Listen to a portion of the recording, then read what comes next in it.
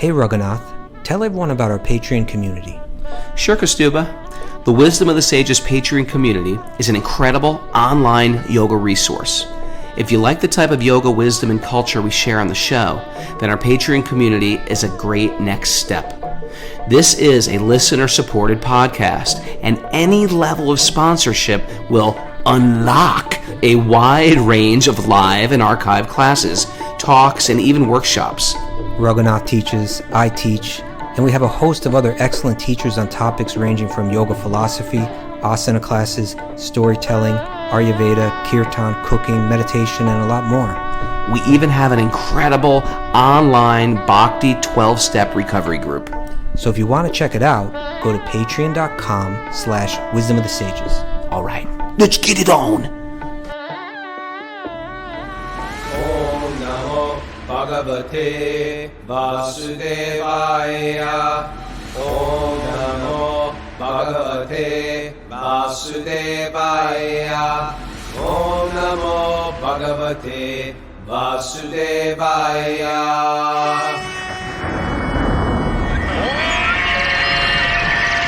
Come on! Live from Super Soul Farm, this is Wisdom of the Sages, a daily yoga podcast with your host, Raghunath, and co-host and senior educator at the Bhakti Center, New York, Kostuba Das. Welcome to the show, everybody. Welcome to Saturday's Q&A day. If you're new to the show, we do this every day, and on Saturdays, we pause for questions and answers. It's a study of the Bhagavatam, but you get questions when you study books like this. You get questions. You want to ask the questions. You're looking for a good answer. We try our best. People write in their questions. And so we're going to read from all of our people. Want to write, do it on the Discord thread, or you can do it Wisdom of the Sages 108@gmail.com. Good morning, Kostuba. Good morning, Raghu. Hey, we're getting a little lag from you, and maybe you need to inform people to shut off their Oh, we're getting a little lag today. You know just, why? It's happened right now. It's crazy rain. It's crazy rain. Yeah. Is it raining right now there? Yeah. I think it's going to stop. So how are you, Wet Sock Kostuba? Yeah, it's flooding here in New York. You know, I didn't take it seriously. I didn't call my family members, and I'm realizing like it was really bad. You sent me a photo of Central Park. Yeah. The whole Bethesda fountain was all flooded out, like all around it, right? It was like 100-year flood. Like the dam broke. Yeah. And it's really dangerous for vehicles. Cars can get and rats, because that third rail lights up and then all the rats die. Rats do fine. They can do? handle a lot. Yeah. No, there was a lot of damage. I haven't heard of any deaths or anything like that, but who knows? I had a couple leaks in my apartment. A couple of leaks. You found some leaks. Okay, that's good to know. And otherwise, but the cool thing happened, like the radios were saying, they said, I don't know what the final measurement was, but they were expecting like 8 inches of rain yesterday, which they 8 say inches of rain. They say that's like 8 feet of snow or something like that. It's like the equivalent of that. So it's, and they were telling everybody stay inside. Most of the subway system, or like at least half of it or something like that, was shut down. Sure. Or going through like heavy delays. The streets worked? Well, some of them did and some of them did. Like some of them got like in Manhattan, it's pretty level here and everything. But when you get to those other areas of the city where there's steep inclines and places like that, then there'd be a lot of flooding in those places. But conspiracy theory, global warming. What's your theory behind this? The government is putting things in the clouds. I'm not a weather expert. You're not a weather expert? Yeah. But it's not like there's never been floods years ago, but it does there's always been floods. It does appear that these things are happening more often. There's a few famous religious floods. Yes, there was. Maybe this is the end of the world. But the cool thing was that like the radios are saying don't even leave the house, stay inside. And I said I'm going out. At first I was thinking maybe I'll just stay in. And it's been raining so much this month. There's been tons of rain, and I had this cheap little mini umbrella, and it just fell apart. Yeah, I hate that. But I ordered like a good sturdy umbrella because I just Good for you. Good for you. Because you know what I like to do? I like to go out and chant japa sometimes in the rain. You know, you go like there's nobody out there. This and guy's it's like- romantic, isn't he? Chanting I'd japa say it is in the romantic. rain. But so Not I went out. I yeah. got my good umbrella. I went out there. I walked around. I walked to the end of my block. I turned right on Columbus Avenue, and boom, I run into Neil Shah. Neil Shah. He's a regular Daily Other, and is He it came to Italy with us and India with us. Yeah, and we've seen him in LA as well. He's In great, LA with great soul. us. And so That's a it was Christian so miracle. There's 8 million people in New York City, and you run into Neil Shah. in that one moment, in that one spot, we connected, and we spent a little time. And then he came. He was running somewhere, and he came back and visited me, and we hung out in my apartment later in the day. He gave me his new book. He got a new book out, and really nice guy. Anyway, that's that was right. great. So What's his new book called? his new book is called. 1 second. I can just see Kostuba and Neil catching eyes across the street. Called Your Dream Career. Ooh, all right. Yeah. Neil Shah. All right, check it out. He's one of our others. That Your Dream Career. How to choose one that fulfills you. All right. Yeah. Yeah, he was like a New York Indian. You know, I think he grew up in actually, he grew up in L.A. Oh, he grew up in LA. That's right. He grew up in Huntington Beach. Yeah. From an Indian family. Got back into Bhakti, got really into wisdom of sages, and then he sort of like shipped off and went to South India, and he surfs in South India. His job has to do with like the Major League Soccer. What is it? MSL, Major League Soccer, MLS, Major League Soccer.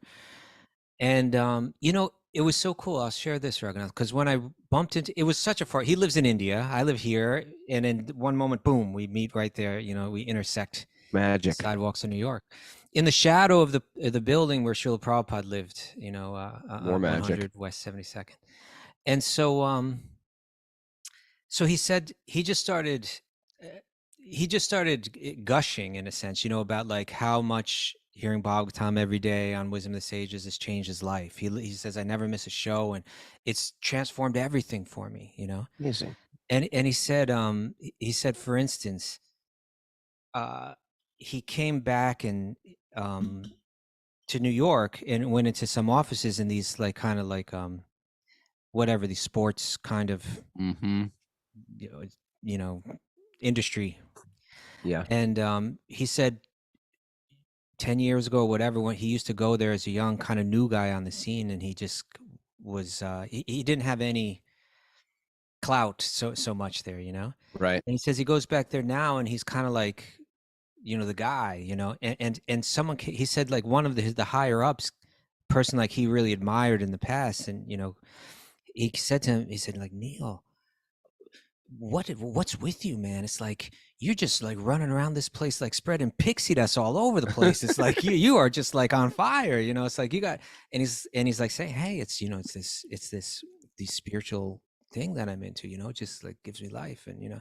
But wow. it was a great beautiful example of how, yeah, it can transform your life, it can transform your relationships, it can transform you, how, you know, it's not that field of sports, you know, is like a really deeply naturally spiritual place, but he's going in there with a new type of enthusiasm, a new type of vision, and people feel it, you know. So I thought that was cool. All right, maybe somebody put a link for that book up on the board. Your Dream Career. It just came out. How do you spell his name? Neil, Neel, Shah, Shah. You know, this book, it has a lot to do with like finding a fulfilling kind of mission in your career. But he said he's the book that he's looking forward to producing. This is his second book, but he wants to make a deeply spiritual book related to sports. Wow. Yeah. Very cool. He's a cool guy. He's a very nice guy. And his wife, Avantika, very sweet. Avantika, love them both. Beautiful family. Love them both. Yeah. All right. Well, let's get on with any announcements and then quickly into our questions. Yeah, let's do that. Yeah. All right. We got Bhakti Recovery group meetings today at 9:30 and 12:30. I just listened to the latest Bhakti Recovery podcast and I loved it. Which one was that? It was, I can't remember, but it's the latest one. Oh, good. I haven't listened to the most recent. Bhakti Recovery podcast taken off. It's taken off. It's very good and people love it. All right. Okay. We also have Anu Lawrence has given his postural yoga class tomorrow for our Patreon members at 10 a.m. Thank you, Patreon members, for supporting the show. And for that, we give you a treasure trove of goodies, including that science thing that we want to put together. including the science things. And Roddy Case is doing. When is Roddy Case starting his astrology study? We got to talk. Okay, Me we're and gonna talk Roddy. about that. We Yeah. gotta talk about that. Looking forward But to soon, that. yeah. And our Patreon members, that's always really popular. There's no show on Sunday, and we'll be back Tomorrow. at 6 a.m. on Monday. 6 a.m. all week next week. Woo! Yeah. Not excited for that. All right. No, I'm excited for the Bhagavad-gita. I'm just not excited for 6 a.m. All right. Just because I've been getting into just sitting in one place. You know, truthfully, it's the Bhagavad-gita also. Really sitting. Usually I just walk around. I go on a japa walk. I go on you know me, I go through a trail, go through the forest, chanting japa, driving around, chanting japa, sitting in one chair, looking at this picture of Krishna, occasionally closing my eyes, seeing that picture of Krishna in my mind's eye, and then just sitting there and just chanting his name. It's been very transformative this week. Okay. So I'm Nice. gonna miss that because once I do the show, Just have it to wake up a little earlier. Yeah, I did. Well, yeah, yes, I do. Thank you for that vital instruction, Mr. Kostuba. don't resent Anything it. else I Raghunath. should do with my spiritual life, Yeah, Guru that's right. Maharaj? You don't have to resent it. Okay. Hey, you lost right. the glasses, by the way. What happened to the Ayurvedic Ray Charles glasses? Oh, I forgot. I got them. Oh, it wasn't encouraging. Oh, you wanted the glasses? No, it's better. I should be using these all the time. Yeah, I don't know if Okay. they're great for the show, but in any case, let's go. Well, they don't have any glare, that's for sure. Okay, That's so we got some great questions today. All This right. first one's a doozy. From Bailey. Oh, no, Bailey's the it's not first from one? Bailey, No, that's it's the from second one. Anonymous. An anonymous one, yeah. Anonymous. Okay. Thank you for your service. I really appreciate all that you do. And although I am a stranger to you, I feel like I know you too personally from all these years of listening to you every day. And I trust your guidance and instructions. I'm sharing with you a situation that I've been struggling with about couple relationship, married life. / married life. I have a partner with whom we have 2 young children and a third one on the way. Congratulations. Congratulations. That's exciting. I messed up because I entered this relationship without being married first. That happens. Happens. Yeah. When I met him, I'd been following the path of Bhakti for years, and I introduced him to it. He liked it, and we lived in Sangha with other devotees and our guru for some time. Over the last few years, a lot of things have changed, and my guru moved to the other side of the world. As for us, we are now living quite far from devotees that are in our country, which is a struggle. My partner is not practicing anymore, doing very little kirtan, japa, and even not offering the food properly. Although in his heart, he loves the path of devotion and service and is attracted to having a personal relationship with God, he doesn't feel that Vaishnavism is necessarily his path. Okay, I get this question very well. On my part, I also struggle with my sadhana. I am a kanishta, meaning I'm new. Beginner in a sense. It's out of humility, she's saying I'm not very advanced. And being isolated from other devotees is not easy. The flavor gets covered up quickly, but I try to discipline myself as much as I can. I suffer a lot from not being able to share kirtans, readings, and discussions with my partner. It creates tension in the relationship, and the more I push it to him, the more he goes the other way. Really, I thought nagging worked well. Okay. Nag them to chant. It always works. We are both suffering from this lack of clarity in our relationship, and I feel we need to make a decision as to how to move forward, either to split up or to get married, as I do not want to stay in this situation where I'm not respecting the 4 regulative principles.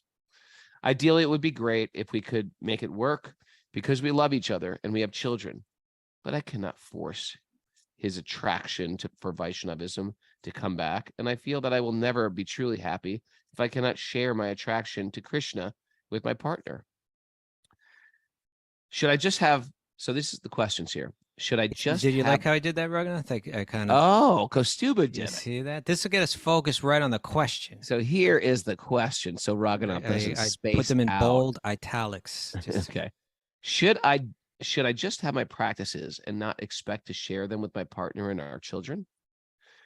My partner says he wants God at the center of his life, but for now, he has not found the particular path and way to put it into practice. Next question.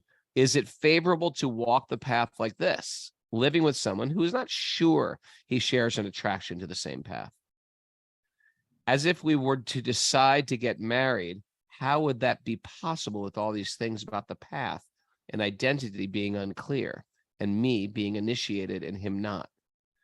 Should we wait to be clearer for him to find his path, an authentic guru? Do you have any advice as to how we can move forward in this situation? What a great question. Yeah. What great questions. Thank you, Miss Anonymous. We know exactly who you are. Just kidding. I have no idea. I was trying to be detective. I was like, let's see, the guru moved far away. She lives isolated. Other side I of the know world. gurus. I know who's moving. I couldn't figure out. I tried. Okay. But I definitely have some insight. You're speaking my life. Okay. Anon. Oh, you just lagged for a second. What did you say? I said that was sort of like my entire situation as well. So do you want to start or do you want me to start? You tell me.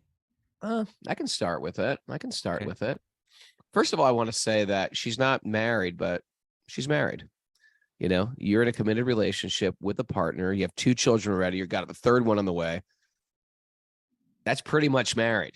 That's pretty much married, you know, and there's a responsibility to raising And you love kids. each other, you said. And you love each other. I mean, come on, you marry. And there's a powerful thing about it, keeping a family unit together for the psychological stability and well-being of the young children. To the mother and father are their gods, you know, and so you want to give them this stability at this point in their life, and everything else really is second to that. Especially if the person is on a spiritual path, just may not be your path. And I think that's where all these other very important qualities like tolerance, broad-mindedness, acceptance, learning to love people that are different.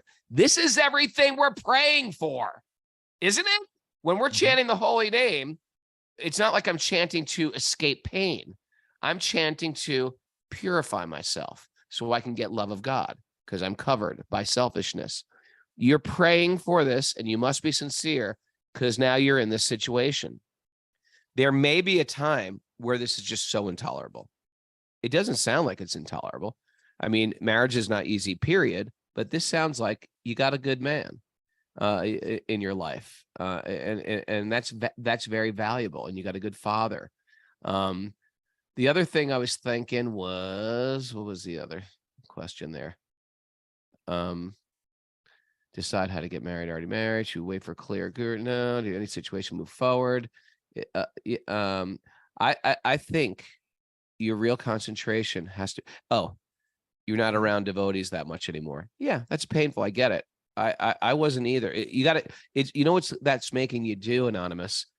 It's making you stand up taller. If there's no devotees around, if there's no temple around, the guru's not around, the sangha's not around, that's Krishna saying, how much do you want this?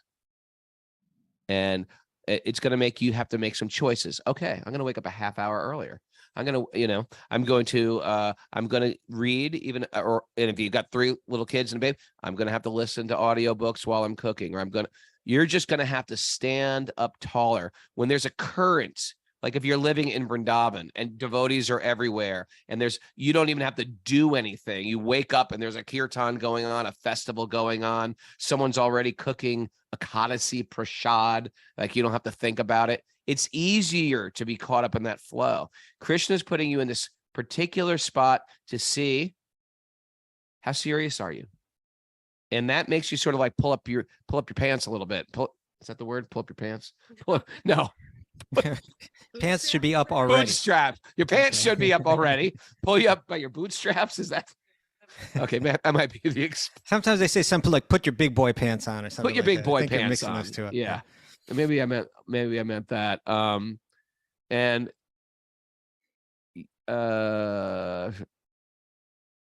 of course you say, why can't I share them with my children? Of course you can share them with your children.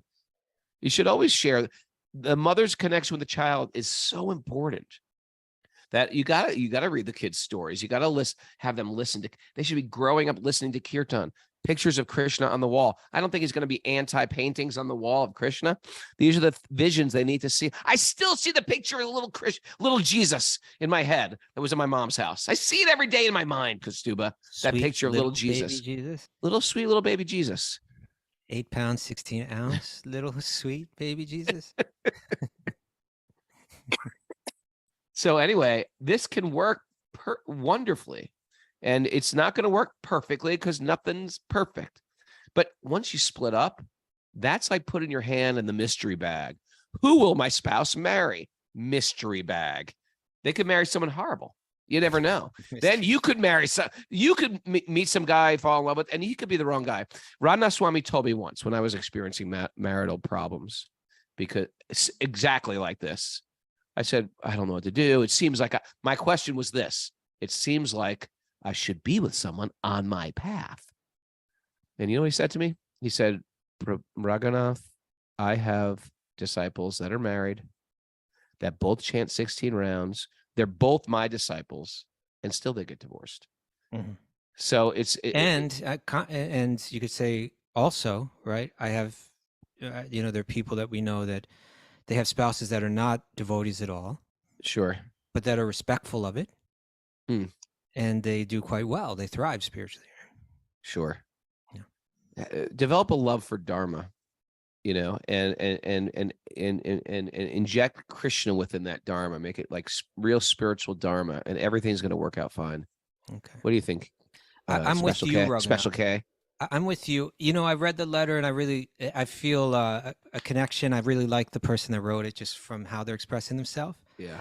And even part of that has to do with something that, I want to be careful that this not be misunderstood.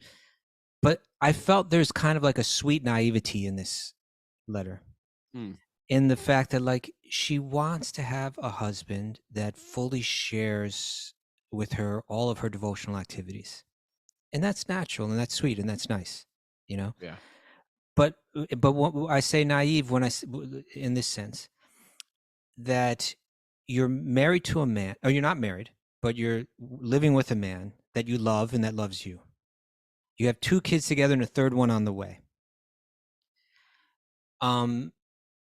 You mentioned that he loves the path of devotion and is attracted to having a personal relationship with God.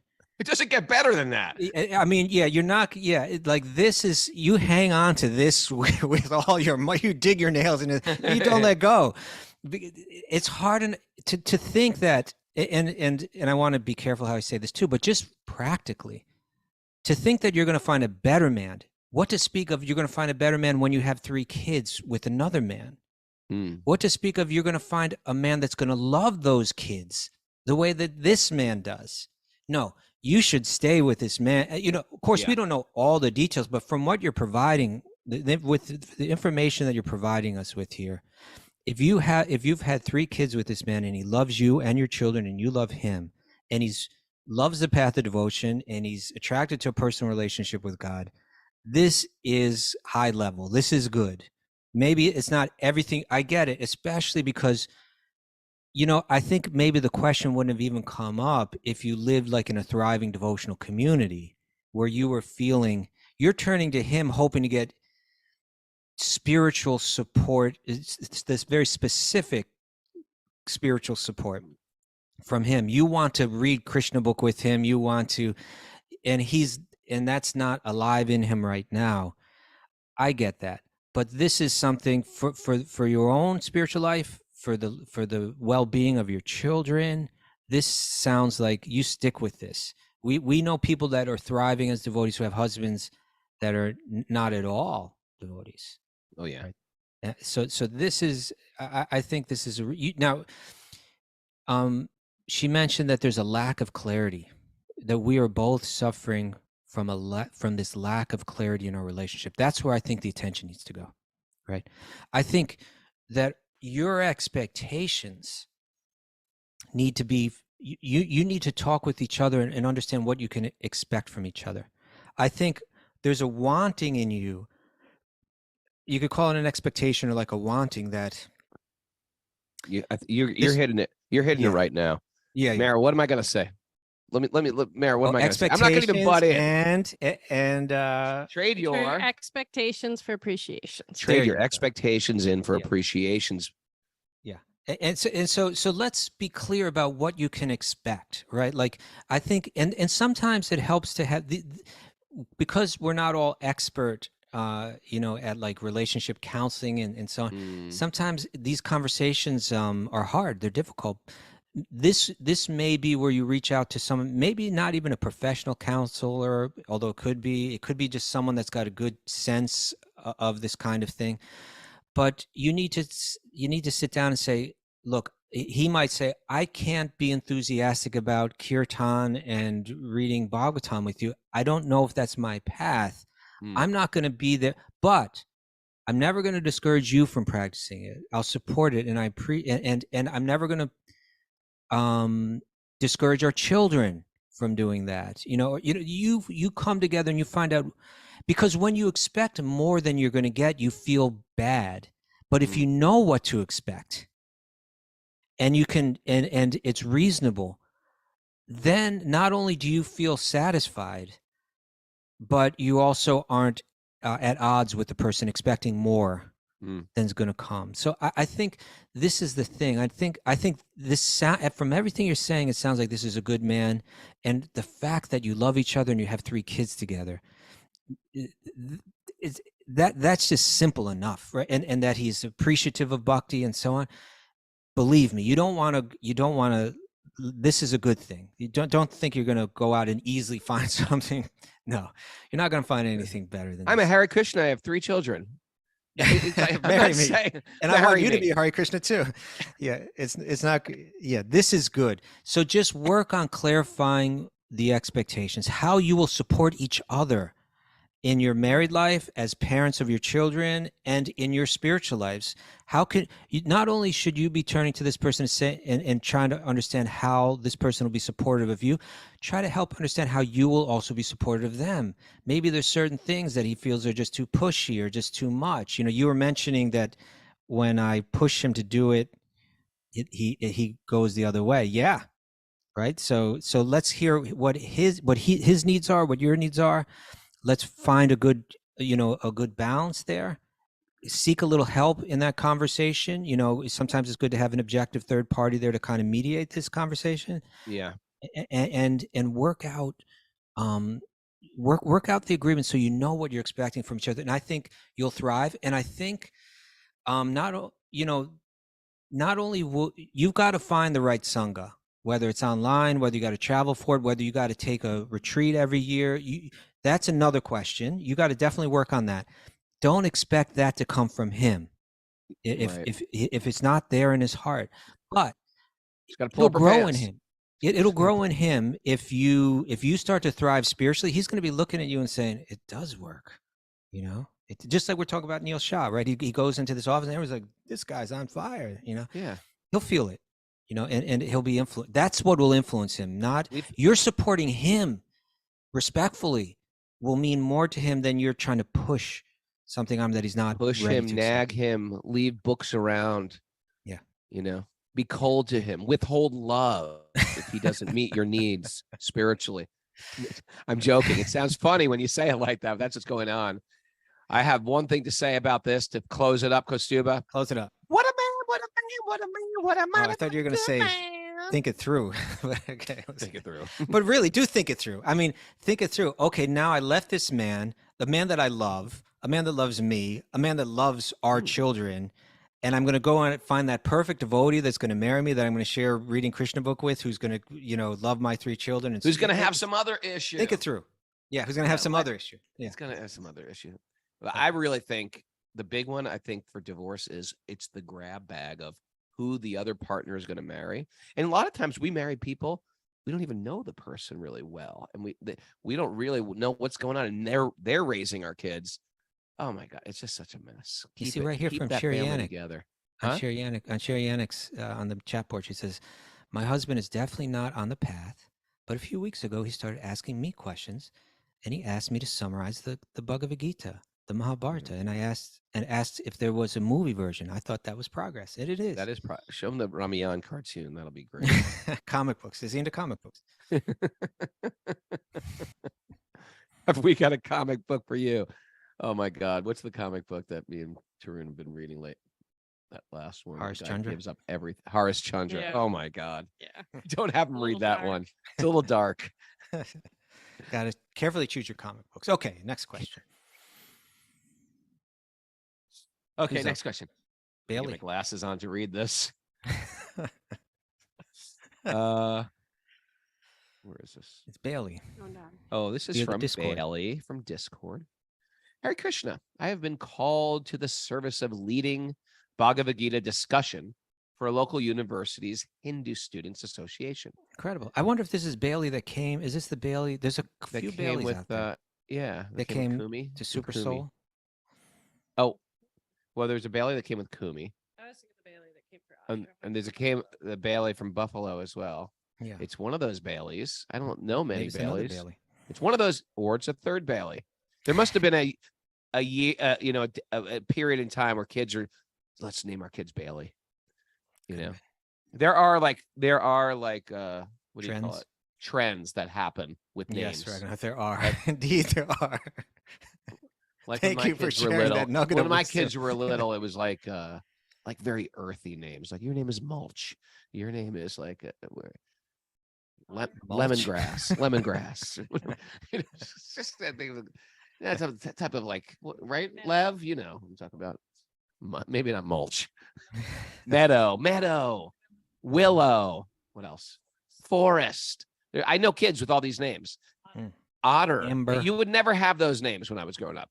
Hmm. It was like Rick, Bill, Dave, Susan. River. Like Banjo Mike's kid's name is River. Okay. Anyway, Bailey's got a question. Bailey. Okay. Really squirrel that out. I have been called, All right. So she's going to do this Hindu. or he, What's that? she or he. We don't know. Okay. Hare Krishna. Okay. There will be likely a student who comes from a Hold it, different. start it again. I have been called. Hare Krishna, I have been called to the service of leading Bhagavad Gita discussion for local universities Hindu Students Association. Congratulations, Bailey. Congratulations. There will be likely a student who comes from a different Hindu background. Mhm. So for me, as someone whose understanding of the Gita is informed by the Gaudiya Vaishnava lineage, Yeah. how do I approach sharing the Gita while still maintaining respect for the members who regard other deities as supreme? You debate them and you defeat them. Crush them. You crush them. You put them on your team. Okay. You isolate them from the group. Oh, okay. It's horrible what you're saying. For example, if someone's family has been worshiping Shiva as supreme for generations, Yeah. I wouldn't want to try to even inadvertently disturb that faith in any way. Thank you. You know, No, sometimes these Hindu okay. groups are started by devotees, very often. So We have quite a few friends that are Hindu chaplains in major universities. yeah. How would you answer this question, Kastuba? I don't know if I'd answer. Okay, it right. so let's clarify the question for listeners. This person is saying, I'm from the Gaudiya Vaishnava lineage. This is a Bhakti lineage it's a Krishna Bhakti lineage, right? It's a lineage that it's basically a monotheistic belief that there's this one supreme God. From him come many devas or demigods and demigoddesses. But ultimately, there's a belief in a personal, individual supreme being, but in the broader Hindu beliefs, it's a very wide net of all kinds of. Very wide net. You don't know what and you're going to catch in that net. Many of them believe that there are many gods, that are all kind of like manifestations of the one impersonal supreme. Mhm. So when you take that kind of role on at a Hindu at a university's Hindu student association, your job is really to pastor, I suppose, to the entire Hindu community. You're not meant to. If you started your own Bhakti yoga group or something like that, then you would approach it differently, right? You would say, this is what we teach, this is what we believe. Here you're meant to kind of play a role for the broader group. So he's saying, I want to be careful when I do that. I have my own specific beliefs, and I don't want to step on the toes of others. And I think that's sensitive, and that's appropriate in this setting, right? Mm. So what I would suggest is that you try to really understand the differences. You know, I would say, you know, if this is your role, leading a Bhagavad Gita discussion for a Hindu students group, the more that you understand the distinctions in what people believe, the more that you can gracefully navigate them, you know, in the course of your thing. So there's no harm in saying some people, you know, the Bhagavad Gita itself, quite frankly,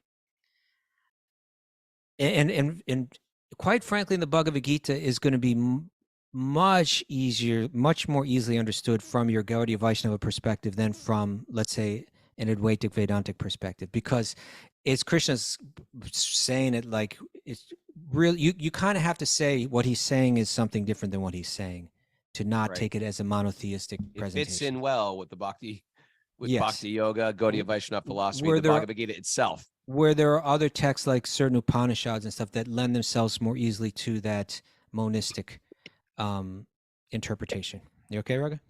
Choking on my tea. Okay. Yeah, it's not like it's going to say, just surrender to me. I'm Chandi. Yeah, or surrender to any god. It doesn't matter. No, like Krishna says, you know, all the Krishna calls devas them come all from out. me, and yeah. So learn your Gita really well, and I would recommend Hridayanath H.D. Goswami's study on the Gita. Everybody loves that book. He really clarifies these things very well in different topics, but just be respectful, and you don't have to actually try to defeat anyone, but you can. This kind of goes a little bit back to the previous question, both in terms of if you try to push something on someone, it really pushes people away more. And also that if you shine, like we're talking about Neil Shah, right? If you shine, people will pick up on that too. So if people see you really understand it, and even if someone brings up something that you disagree with, you could say, okay, I see where you're coming from. In my lineage, we see it this way, right? We see it this way. You just don't, that's all you have to do. Represent, you can represent the faith of your lineage without criticizing the faith of another lineage, and you can even point out the differences, lay them all out on the table. I see. What you believe is this. Here's what I believe, and here's the reason why. And I think just like do that in a dispassionate way, in a respectful way. Recognizing in this kind of role, it's important that you recognize the similarities, you know, not just the differences. So, hey, so I get it. We both believe this, and this is where we disagree. Just in that kind of detached way, if you express it, you can be respectful to them. And at the same time, you can present exactly what your faith is, and you can explain exactly why. And then people will just take that and run with it from whichever way they want, right? After hearing your answer, I think I have an answer now too. A simple, short. Okay. I would start every it through. class. Huh? Think it through. Think it through. What a man! What a man! What a man! No, it's here it is. I would start every class with a preface and said, Okay. the Bhagavad Gita is meant for all people. Hinduism is very broad. I come from this tradition, and I'm going to teach you from this tradition.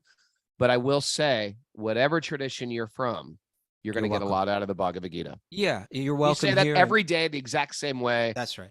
You know what I mean? And you can even go a step further. If in my natural enthusiasm for my own lineage, I in any way, you know, speak in a way that you find confronting, or please let me know. That's not my intention. You know, you can even say something like that.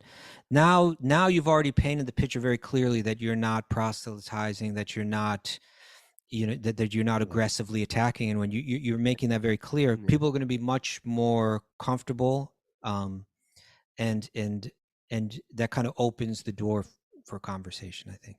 Sure. And people, rather than someone feeling like, oh, this guy's pushing something and then walking away. Yeah, there's something valuable here. Please take something from this class today. You know? When I teach, I almost always do that, Raghunath. I almost always do. You're very good like that. Yeah, I say I'm not here to try to convince you of anything. I'm here to present something, and then you do with it what you want. My opening gambit is whatever you believe, I'm here to convert you, just like me. The quicker you do it, the easier this is going to be. Okay, let's go. You know my best statement is, and I like What's this, that? and I've been working. This is the best statement. Okay. Yoga philosophy is not to convert somebody from one religion to another. All right. You can't convert a spirit soul. We're all spirit souls. It's just there to remind us of what we are, because we forgot. We forgot what we are. That's such a great way to You put it. are a Hare Krishna. Shave your head. Okay. That's what you forgot. Oh, God. Oh my God. Okay, one more question, Raghunath, before you die over here. Mayor, shall you read the question? Today? God. It's One day I might die. Maybe that would be if you everyone could choose the way they want to die. Imagine if you could choose, maybe Die laughing? Die laughing during the podcast. Yeah, that's You know what I fine. mean? At least Mayor have be a, like, he's dead. at But least he wanted us not to be sad. at least have a hernia. Okay. This is coming from Anonymous, right, Mayor? Did you want me to read this one? Yeah, go ahead. I like this question. All right. She said that this person said, thank you for your daily podcast. Thank Oh, 3 you. thank yous. It means Triple so thank- much to me to have an easy to listen to gem in my playlist every morning. Hmm. I am an other from the UK. I UK. find it.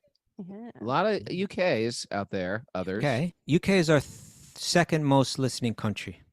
Hmm. Gujaratis. Nation. Do you call it a country, a nation? What was it? A kingdom? It's a kingdom. Kingdom United. Why are you laughing at that? What's with him? All right. I'm just gonna keep going with this. It is a kingdom, United Kingdom. I guess. Okay. All right. So this person's an other from the UK. I find it really scary. What? I'm trying to read this question. Oh, sorry. I find it really scary when I see devotees who have given their life to Krishna, who are suffering with divorce or chronic illness, etc. I get it. Yeah. In observing that, I realize that my own devotional activities are very transactional at the moment. I'm Uh-huh. almost saying, I'll do this and then I won't suffer in any prolonged way, right? Sounds like he just answered his own question. And or then she. when Or she. I think it is a she, we'll get to that. And then when I see devotees suffering, that's blown right out of the water. Oh, This came to my head this month. I've been really, quote, good. Offering all my food, Mhm. exercising well, okay. doing Okay. my japa, attending Mangala Arti every other day. And Okay. I felt really uplifted. Well, unless you attend Mangal Arti every day, you're going to suffer. Okay. I know. It's sort of like, I think she's treating Krishna as Santa Claus. She's like making a list, checking. That's what she's saying. She's Okay, been exercise, check. transactional. Yeah. It's Yeah, okay. that's I her appreciate what she's concern. saying. And then I came, She. because she says, and then I came on my period and it was Oh, yeah, that's so it. painful. Okay. He. She. I feel so emotionally and physically depleted after it. And one of my thoughts was, but I've been so good. Ergo, Yeah. I expected a reward for it, like a less painful period, and the reward that I could be steady and unaffected by my fluctuating hormones. Now look at So- the questions to see how they're all blown up like that, Mary. Yeah, that's go nice. Stuba, you're so good. Okay, good, right? He blows them up, puts them in bold, and italicizes them. Italicizes them. How do I reframe suffering? And how do That's the I question. reframe my devotion so it's done out of love, no Mm. matter what I may or may not get, and not with the hidden agenda of suffering less? That's a great question. Mhm. And a very honest question. That was a great Yeah, question. that's Loved a it. real question. Yeah, that's a real question. You wanna And a take it, lot of Raghu? times our Okay. stuff is transactional in Bhakti. Matter of fact, it's safe to say most of it's transactional. We're coming from some place, unless we're like Gyanis who are already like liberated from the pain of this world. It's sometimes, Arto Igasur, Artarti, people who are in distress, people who want wealth, people who are inquisitive. We all want something from God, unless it's pure devotion. Yeah. Then there's some other agenda. We show up on a regular basis and do our, and we try to make it till we make it. And and to make it means I have no more material agenda. There is agenda. I want love of God, but I'm not doing it for some other reason. And you're doing it. You're showing up and doing it. And because you're sincere, these things are surfacing. You're like, oh, I thought I was pretty spiritual. And then I was put through the test. And the test is actually, I have a deep rooted agenda here. And this is part of Bhakti, is to see the ugliness in our false self as opposed to the beauty of our real self. In my illusion, I thought everything I did was sincere, authentic, honest, straightforward. It's not. We're all a bunch of fakes. We're all materially motivated, you know? And so we're slowly, but we're on this path. And so you have to know what you're doing wrong. And you're seeing some warning signals here. And in total illusion, you'll be like, no, I'm great. I'm a really spiritual person, much more spiritual than this guy over here. You know, we're comparing ourselves to other people. And even our spirituality is really ego-based. So we need that mirror to shine in front of our face to see all the blemishes so we can take care of them and move forward. And it's a path of keep doing what you're doing and try to pull out some of these weeds. And a lot of times we do come because we want to escape suffering. And I will say that for the most part, rajas and tamas are the major causes of material suffering. It's the mode of ignorance and the mode of passion.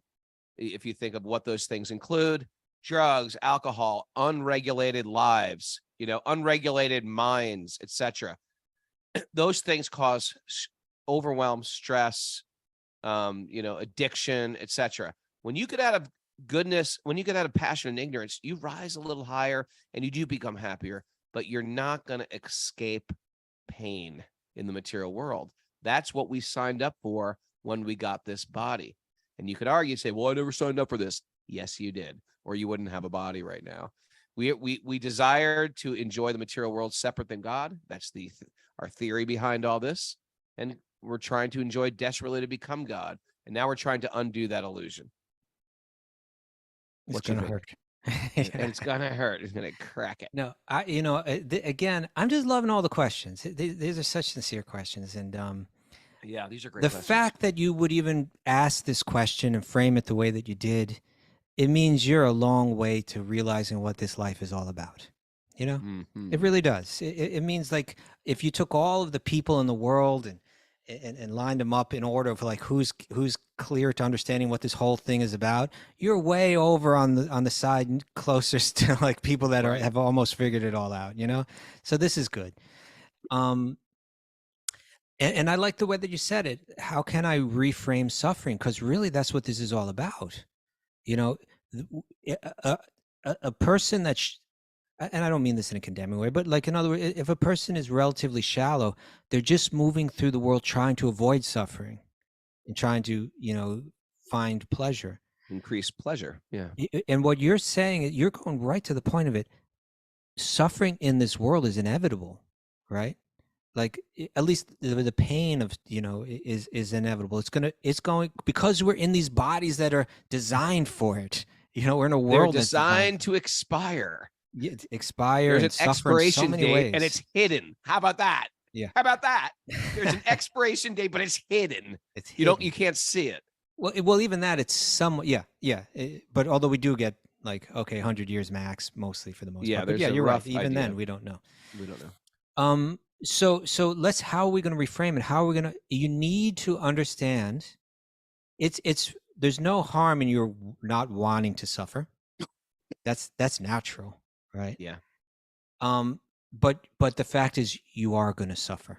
Okay, that's natural too. That's going to happen. You have to understand this. This is how you reframe it. Suffering is your friend. Ooh, I like that. Right? Suffering's your friend. Suffering is your the friend. Stupidos.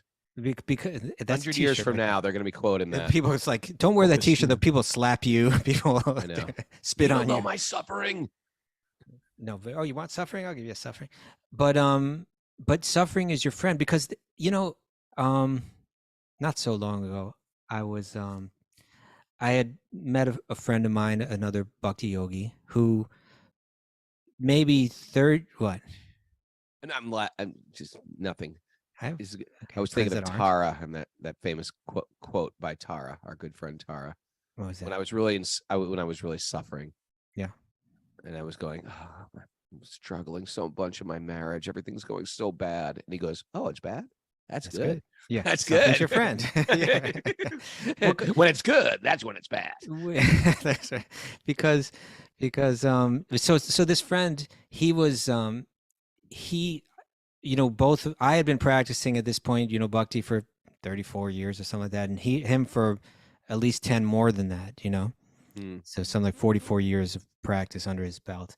And he was just going down the list of like all that he was going through in life, a laundry list of like just rough stuff, Yeah. but he's a very faithful person, Mm. and a very steady person in his practice over all these years. And we both just looked at I don't remember exactly who said it, but we were saying to each other, this seems to be, if we're observant, this seems to be the way that Krishna works in the life of the devotee. In the beginning, he gives you faith. In the beginning, he gives you these wonderful experiences that are faith building and that are satisfying. And then at a certain point, he starts to grind you. He starts to put you through different kinds of suffering in life. And that's because it's a fact that when you take devotion and you take the knowledge that accompanies devotion, right? Knowledge that is favorable to bhakti, knowledge of I am spirit, a knowledge that this world is temporary, knowledge that I'm not the body. That knowledge, in order for it to mature to the point of deep vairagya, deep detachment, suffering is very favorable for that. It's like Otherwise, the rock polisher, remember? Otherwise, yeah, we want, along with our faith, we want material enjoyment. Mm. And it has us stuck in a living in a divided, watered down kind of practice. And So material enjoyment's just not it's satisfying. We're it's spiritual not. people. We'll go on forever in that mediocre place and never reach our goal. It's not even mediocre. If it's in Rajas and Tamas, it's like sad and pathetic.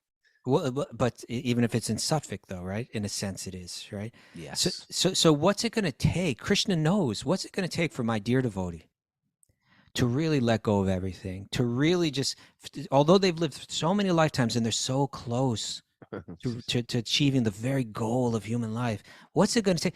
It's going to take a little bit of suffering, a little bit of grind. But now they're mature enough to see it in the right perspective, and therefore, as Ramit pointed out, Ramit, she summed it all really nice up on the chat. She said, there's the gunas, right? The three modes of material nature. There's time. There's our karma. All our bodies are subjected to this, so we're going to suffer. Yeah. You can't escape it. You can't get out of it. And she wrote, consult Queen Kunti. Queen Kunti, who prayed, let the calamities of my life. Consult Queen Kunti. Let the pain come, because when the pain comes, I let go and I remember God. Right? Let go and let God. So that's how you reframe suffering. See suffering as your friend. Don't pray for the suffering to end. Pray for the ability to grow through it.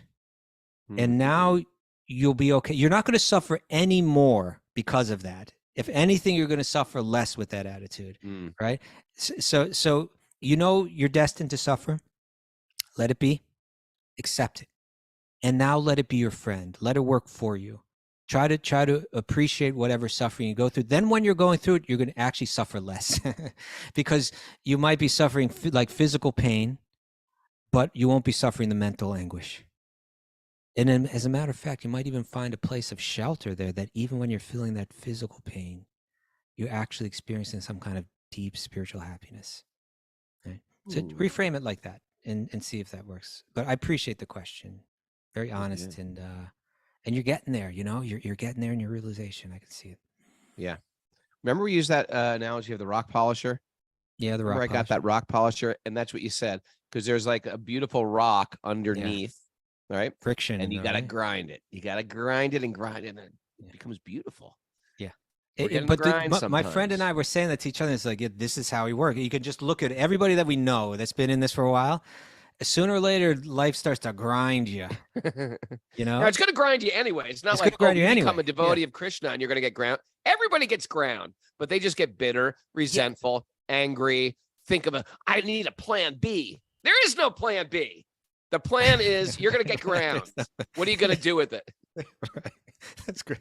Yeah, and it's funny because at the beginning of her question, it was kind of coming from like a simple logic, right? Like, okay, if suffering is for the bad karma for bad people, well, I'm living good now, so I I'm shouldn't exercising. have to. Yeah, no, for you, that pain has a whole nother special meaning. my It brings you God. from mixed devotion to pure devotion if you frame it correctly. And Mhm. so your pain is a special gift. It's not even just the automatized karmic system that you're Right. going through. It's Krishna's personally giving you some pain to help you to the next stage. He's Think the about that. expert Reframe that. chef.